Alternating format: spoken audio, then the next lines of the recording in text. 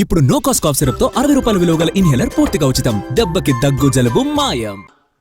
ఎందుకు అని అంటే ఈరోజు ఈ తెలంగాణ ఒక బలమైన తెలంగాణగా నిర్మించాలి అంటే పెద్దలు చెప్పినారు దేశ భవిష్యత్తు తరగతి గదుల్లోనే ఉంది అని. మరి ఇవాళ తెలంగాణ భవిష్యత్తు కూడా తరగతి గదుల్లోనే ఉంది. ఇవాళ ఉస్మానియా యూనివర్సిటీ ర్యాంకింగ్ మెరుగైంది, గతంలో ఉండేదానికంటే చాలా ముందుకు వచ్చిందని చెప్పినప్పుడు నాకు సంతోషమైంది. నేను వచ్చినప్పుడు గతంలో యూనివర్సిటీ వైస్ ఛాన్సలర్ నియమించడానికి ఆ ప్రభుత్వానికి తీరిక లేకుండే. దాంట్లో కూడా రకరకాల రాజకీయాలు, నేను వాటి జోలికి వెళ్ళదలుచుకోలేదు. వచ్చిన ఎంబడే సామాజిక పరిస్థితులను మెరిట్ బేసిస్ మీద social justice with merit, without merit ఎవరిని వీసీలు వేయలే. కానీ 100 సంవత్సరాల అవకాశం రాని సామాజిక వర్గాలకు కూడా ఉస్మానియా యూనివర్సిటీ వైస్ ఛాన్సలరు లేకపోతే అంబేద్కర్ యూనివర్సిటీ ఇతర యూనివర్సిటీలకు వాళ్ళకి బాధ్యత ఇచ్చి వాళ్ళు ఈరోజు వాళ్ళ బాధ్యత నెరవేరుస్తున్నారు. కాబట్టి ఉస్మానియా యూనివర్సిటీ యొక్క గ్రేడింగ్లో ఈరోజు చాలా అప్గ్రేడ్ అయినాం. ఇవాళ ప్రైవేట్ గవర్నమెంట్ స్కూల్స్లో కూడా నాకు తెలిసి మా విద్యాశాఖ అధికారులు చెప్పాలి, ఈ సంవత్సరం 3 లక్షల మంది విద్యార్థులు ప్రైవేట్ స్కూళ్ళ నుంచి మారి గవర్నమెంట్ స్కూళ్ళకు వచ్చిందంటే మీరందరూ ఎంత అద్భుతంగా పనిచేస్తున్నారో. ప్రతిసారి డ్రాప్అవుట్సే ఉంటుండే, ప్రతి సంవత్సరం విద్యార్థులు తగ్గుకుంటూ చివరికి పాఠశాలలు మూతబడే పరిస్థితి తెలంగాణ రాష్ట్రానికి దాపురించింది. అక్కడి నుంచి ఈ సంవత్సరం మనం పెట్టిన ఎఫర్ట్స్ తోటి 3 లక్షల మంది విద్యార్థులు అదనంగా ఈరోజు ప్రభుత్వ పాఠశాలల చేరినరు అని అంటే నేను మనస్ఫూర్తిగా మా టీచర్లను నేను అభినందిస్తున్నా. మీరు బాధ్యతతోని వ్యవహరిస్తున్నారు, దీన్ని ఇంకా వేగంగా ముందుకు తీసుకెళ్ళాలి.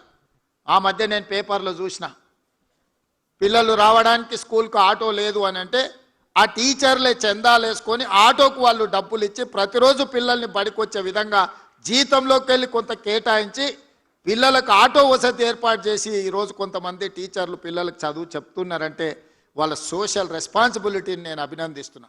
ఆదిలాబాద్లో ఇంకొక టీచర్, వాళ్ళ సతీమణి కూడా టీచర్ ఉండే, ఆవిడ మరణిస్తే ఆవిడ జ్ఞాపకార్థంగా 7 లక్షల రూపాయలు ఖర్చు పెట్టి ఆ స్కూల్లో మౌలిక వసతులను ఒక టీచర్ మెరుగుపరిచిండు అని అంటే విద్య పట్ల పేదవాళ్ళ పట్ల ఆ టీచర్లకు ఉన్న దయాగుణాన్ని ఈరోజు మనందరం అర్థం చేసుకోవాలి. మా యోగితారాయణ గారు చెప్తున్నారు ఆదిలాబాద్లో ఇంకేదో ప్లేస్, ఒక టీచర్ వైఫ్ అండ్ హస్బెండ్ ప్రమోషన్లు వచ్చినా ఏమొచ్చినా బదిలీ కాకుండా అక్కడనే ఉండే ఆదివాసీ పిల్లలకు వాళ్ళకి చదువులు చెప్పిండ్రు, మీ ద్వారా ఒక శాలువ కప్పాలి ఆ టీచర్స్కి అని చెప్పిండ్రు. అంటే నేను తప్పకుండా కప్పడమే కాదు, ఏదో ఒకసారి ఆ స్కూల్ని కూడా నేను సందర్శిస్తానని మా ఎడ్యుకేషన్ సెక్రటరీ గారికి నేను చెప్పిన. ఇవన్నీ మీ సక్సెస్ స్టోరీస్.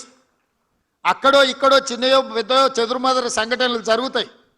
95% మనం ఎఫెక్టివ్గా పనిచేసినా 95% మంచి వాళ్ళు ఉన్నా 2% 3% అనుకోని తప్పిదాలు జరిగితే ఆ 2-3% మన శాఖకు మచ్చ తెచ్చిపెట్టే పరిస్థితి ఉంది.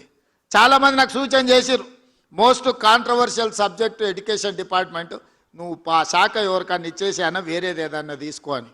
నేను చెప్పిన లేదు, ఈ శాఖ నా దగ్గరనే పెట్టుకుంటా, కాంట్రవర్సీ అయినా పర్వాలేదు, ఏదో తేల్చుదామని నేను డిసైడ్ అయినా. మా అక్నూరు మురళి గారు ఉన్నారు, సార్ అన్నీ బాగానే ఉన్నాయి కానీ ప్రభుత్వ పాఠశాల అంటే 1వ తరగతి నుంచి చదువు చెప్తారు, నర్సరీ ఎల్కేజీ యూకేజీ ప్రైవేట్లో చదువుకున్నాక 1వ తరగతికి మన దగ్గరికి ఎందుకు వస్తారని ఆ సమస్య నాకు అర్థమైంది.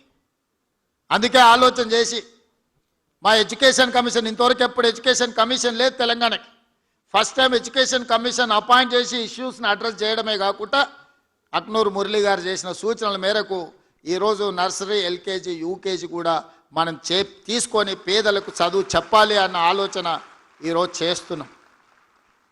ఎందుకంటే ఈ 3 సంవత్సరాలు ప్రైవేట్ స్కూల్కి వెళ్ళిన పిల్లలు మళ్ళీ గవర్నమెంట్ స్కూల్కి రావాలి అని అంటే రాలేరు. పేదోళ్ళు కూలి పని చేయడానికి, ఉపాధి హామీ పనులు చేయడానికి సిద్ధపడి సంపాదించింది పిల్లల చదువుల కోసం ఖర్చు పెడుతున్నారు. పిల్లల చదువు పట్ల తల్లిదండ్రులకు శ్రద్ధ పెరిగింది. అవసరమైతే 10 రూపాయలు ఖర్చు పెట్టుకుంటాం, ఓ పూట తినకపోయినా సరే మా పిల్లలకు మంచి చదువు చెప్పించాలని ఈరోజు తల్లిదండ్రులలో ఒక చైతన్యం వచ్చింది. నేను అడుగుతున్నా ఈరోజు మా ఉపాధ్యాయులను, ఆ చదువు మనం చెప్పలేమా, ప్రైవేట్ స్కూళ్ళకి ఎందుకు పోవాలి వాళ్ళు పేదవాళ్ళని నేను అడుగుతున్నా. మన దగ్గర శక్తి లేదా, మన దగ్గర చిత్తశుద్ధి లేదా? ఈ ప్రభుత్వం మీరు అడిగితే ఇవ్వంది ఏమైనా ఉందా?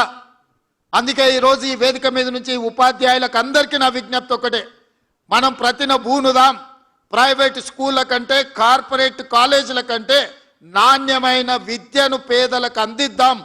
విద్య ఒక్కటే తలరాతను మారుస్తుంది. ఇవాళ పంచడానికి భూములు లేవు. పేదవాడు బాగుపడాలి, పేదవాడు సమాజంలో రాణించాలి అని అంటే విద్య ఒక్కటే ప్రామాణికం. ఇవాళ సిలికాన్ వ్యాలీని మన వాళ్ళు శాసిస్తున్నారంటే ఇంజనీరింగ్ గ్రాడ్యుయేట్స్ మన దగ్గర చదువుకున్నందుకే సిలికాన్ వ్యాలీని మనం ఈరోజు శాసిస్తున్నాం. దానికి కారణం విద్య.